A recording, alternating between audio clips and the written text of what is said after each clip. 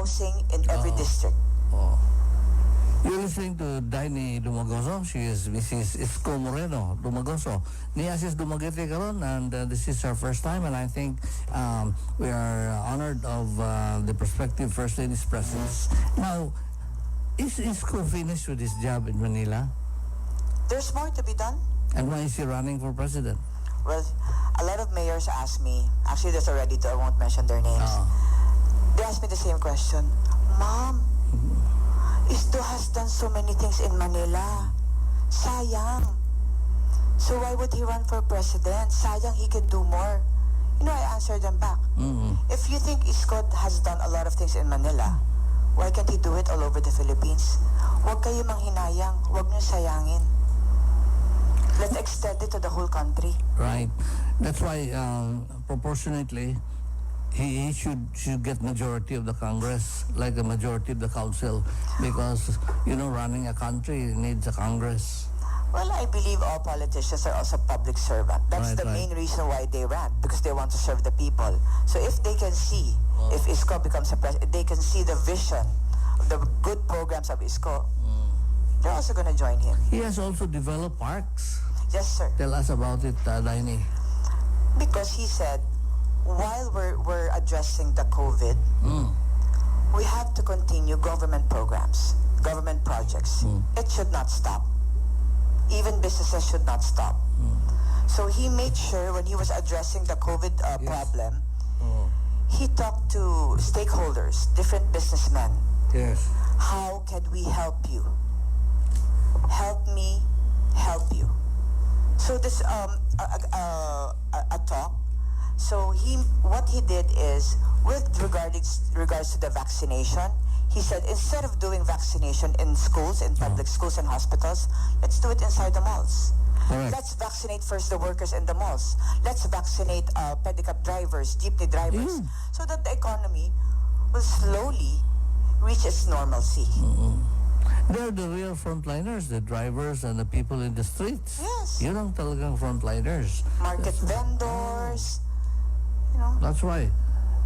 Talking about market vendors, Isko is the only mayor we in the provinces have known that he cleaned up the streets of Manila. Yes, sir. First time in history. When I was still a kid, I was studying in Manila in high school, in the seminary, and Manila was so crowded, hard to walk around, unsafe. Tell the people now, how is Manila cleaned up by Isko? When Isko was a scavenger, that would be his turf. Recto, Divisoria. Yes, that's where he collects trash from Jollibee. Why did you make a movie about it? I think they did several. Several na. Okay. Yes, sir. And then how was it? So he knows how everything works there.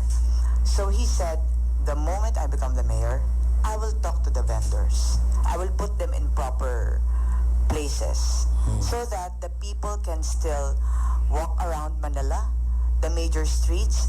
The jeepney drivers can still traverse through the major streets, so that the normal people, the going to different markets, can walk freely without feeling na baka masnat sila. Ganyan. For safety, public safety also. Put everything in order. In 2 days, it was all cleared. And until now, you can see it's still clean and everything's in order. What was the block street that is now very clean? Recto. He moved the vendors to the perpendicular, the side roads, intersections, the small roads. So he moved them there, and also he made sure that they will only pay 20 pesos in the morning and 20 pesos at night. So 40 pesos. That's where you got yung etneb, tebens. Etneb, takwaran, sorry. Etneb is 20, then takwaran is 40. So you only pay, if you're selling there for 24 hours, you're only gonna pay 40 pesos. Wow. Is that realistic? I mean, the rates? Yes, sir. And the government is the city government is the one collecting it, sir. And I'm sure they're collecting millions there, no? Yes, sir, but it goes inside cities. Yeah. And so, does Manila continue to be a place for migrants? Because alam mo sa probinsya, doon tayo sa Manila magtrabaho. Is that an accepted concept? When he becomes president, maybe school will tell, don't come to Manila. You know, when they say let's go to Manila, it's just Manila. It's not just Manila City. It's not just the city of Manila. It's the whole thing. So every time I meet people in provinces, they say, "Oh, I'm from Manila," and then I would ask them where. In Las Piñas. That's not Manila. That's Las Piñas. Yeah, that's why when you go north and you land, because you land in Manila if you take the boat. Have you ever experienced meeting someone abroad? Of course. And then they're gonna ask you, taga saan ka? Taga Manila ako. Di ba? Saan sa Manila? Sa Parañaque. That's not Manila. They don't say, I'm from the Philippines. They say, I'm from Manila, no? Why is that? Because Manila is it's the center of the Philippines. I mean, they call the NCR Manila. The whole NCR, they call it Manila. Correct. And how big is Manila po, Daini? Oh. I mean, barangays? No. How big is Manila in terms of, kasi there are so many cities comprising Metro Manila. So Manila proper. But Tell me it about has Manila. 6 districts, and we have 896 barangays. And what's the population of Manila? About 4 million daytime. Voting population is about 1.2 million, I think. And how many votes did Isko get when he won? Malayo ba yung next in line niya sa kampanya? Medyo Who malayo po. was his closest rival? Former President Estrada. Oh. Then former Mayor Lim was third. That was a real victory, imagine. Giants. And Yorme was the vice mayor of Erap? He lost as a senator. Okay. So, But he was vice mayor before he ran for senator. Yes, sir. He was a Because vice when mayor. he came to Dumaguete, where I interviewed him, he was the president of the Vice Mayor's League. Yes, sir. That's why he campaigned with Twice, the vice sir. mayor. And so, okay, you already told us about his role on COVID and the city of Manila. What's his biggest pet project, Manila?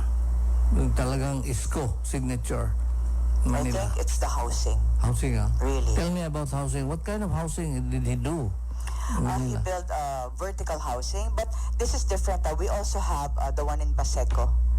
In Baseco community, I think he built about 300 houses there. What single units? Yes, sir. Single detached, I think. Not condominiums. Not condominiums, because that part was reclaimed eh.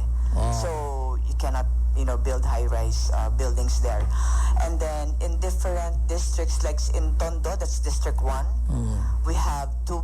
They're going to build. There's already one. The people moved in the first unit, the first building, and they're going to build Condominium 2. So it's beside the Condominium 1. And then we also have Binondominium. It's in District 3, Binondo. And we have Pedro Hill Residences. I think it's in District 5. And then San Sebastian Residences. It's in District 3. And in District 6, namental block ako. But in every district they try to. In fact, this is the first time that you have pictured Manila to us on this district divisions. Okay, before we end the interview with Daini Lumagoso, the First Lady of Isko Moreno Lumagoso, is in Dumaguete. Bantay mo kayo mo, Isko. When is Isko coming? Sir, I don't know yet, sir.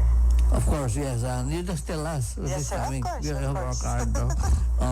I think you'll be more excited if he's the one here. No, I'm excited because you're very sincere in your answers, and I can guess that you're not used to interviews in public, di ba?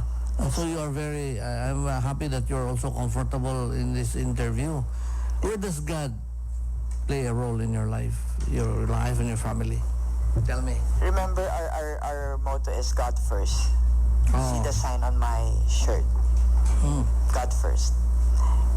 In our family, Isko would always say na everything that happened to his life, It's because of God.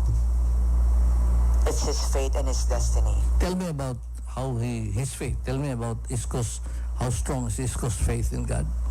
Mas madasalit pa sa akin yan eh. Alaga. Yeah. And he always says, Mommy, takot kayo sa Diyos. Takot kayo sa Diyos. Kasi never lose hope. Because from where he came from, Right. his anchor to hope, talaga, he got it from the one up there. Until now, he Until relies now, on sir.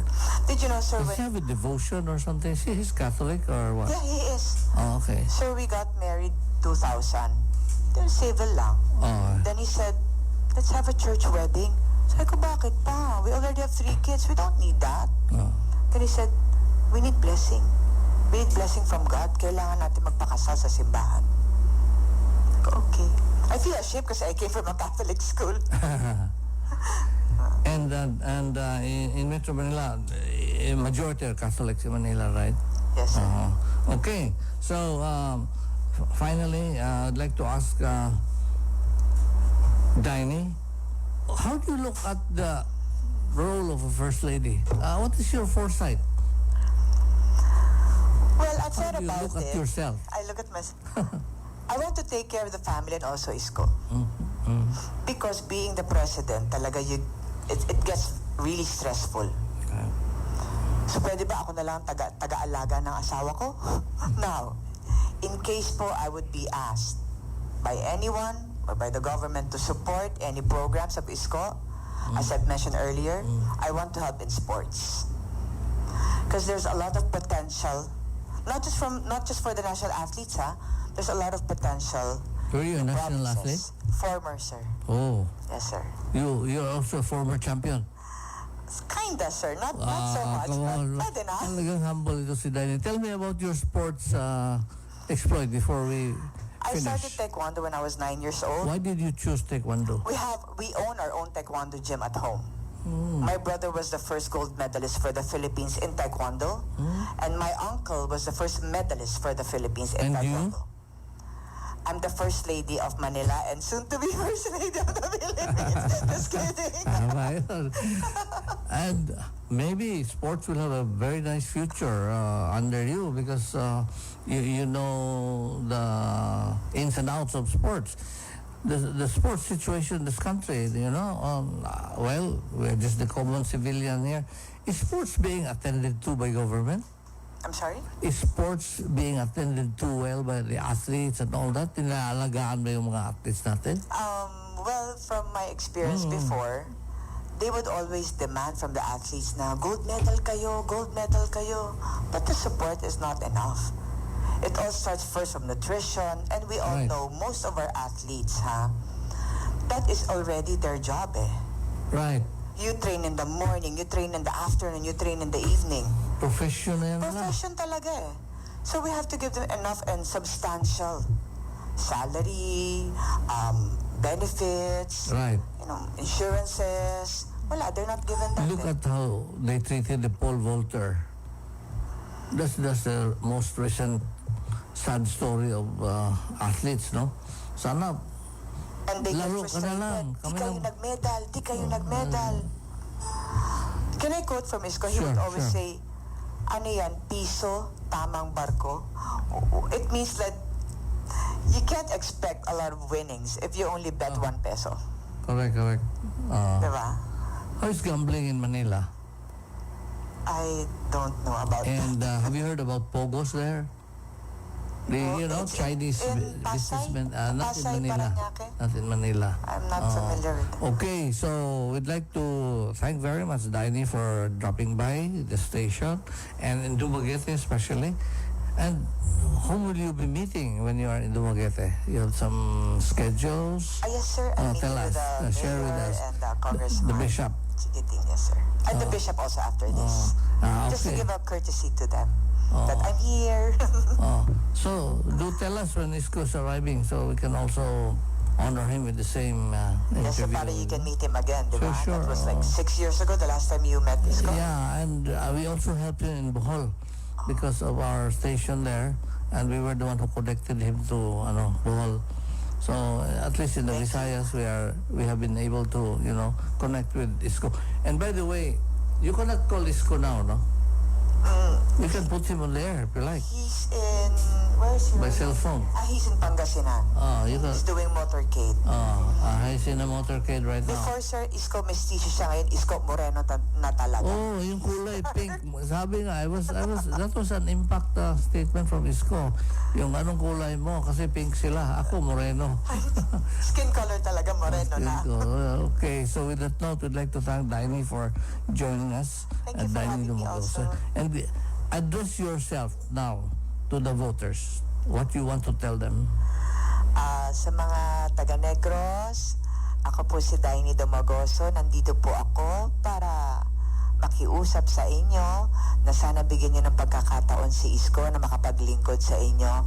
Isko doesn't only have to promise, but he already has proof of his programs that it can be done all over the Philippines. Kaya buksan nyo lang po ang isip nyo, malayo pa po yan. Bigyan nyo pagkakataon ng sarili nyo na makita kung sino ang tunay na leader na makapagbibigay ng tunay na solusyon at mabilis na